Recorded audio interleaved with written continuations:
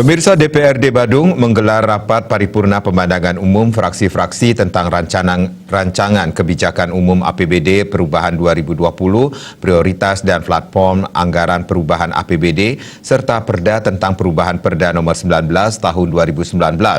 Dalam pemandangan umum tersebut, 2 fraksi menerima untuk disahkan sebagai peraturan daerah, sedangkan 1 fraksi meminta untuk dirasionalisasi sesuai situasi dan kondisi saat ini.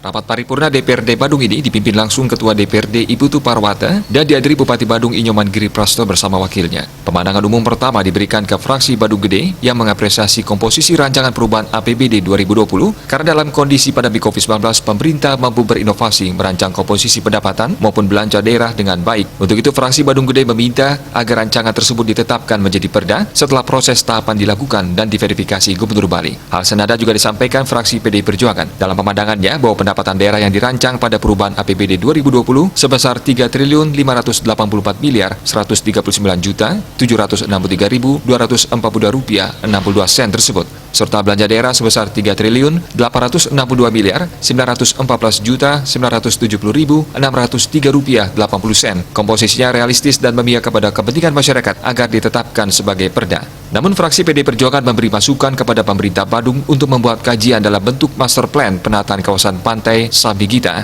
Seminyak, Legian, dan Kuta agar lebih menarik wisatawan, serta mempercepat melakukan penataan Catuspata di masing-masing kecamatan agar bisa memaksimalkan menunjang kegiatan keagamaan. Sementara fraksi Golkar dalam pemandangan umumnya menilai komposisi pendapatan daerah yang dirancang lebih kecil dibandingkan dengan belanja daerah akan tetap menimbulkan selisih negatif atau defisit, serta mencermati realisasi ekonomi Bali pada triwulan 1 mengalami kontraksi sebesar minus 1,14% dan triwulan 2 akan diproyeksi terkontraksi semakin dalam.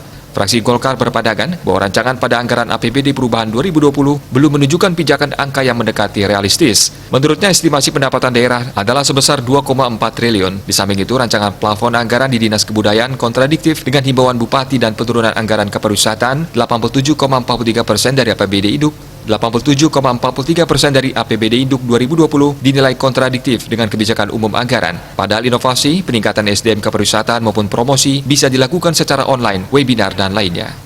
Kalau berbicara masalah pendapatan, saya kira harus kita imbangi dengan belanja daerah. Karena begini, pendapatan kita, APBD itu adalah asumsi, belanja itu komitmen. Jangan sampai belanjanya di bawah dari pendapatan. Kalau itu sampai belanja di bawah dari pendapatan, berarti ketika nanti terpenuhi akan pendapatan itu, bagaimana caranya kita membelanjakan. Itu saya kira masukan apapun itu bentuknya sebagai sudut pandang lembaga DPRD melalui fraksi Golkar itu bagus sekali. Ini masih ada ranah untuk kita rapat tim anggaran yang ada di DPRD, begitu juga tim anggaran yang ada di pemerintah Kabupaten Badung.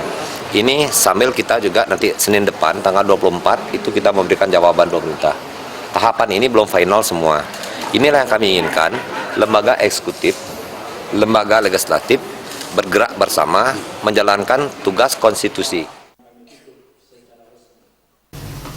Raiswantara, Bali TV.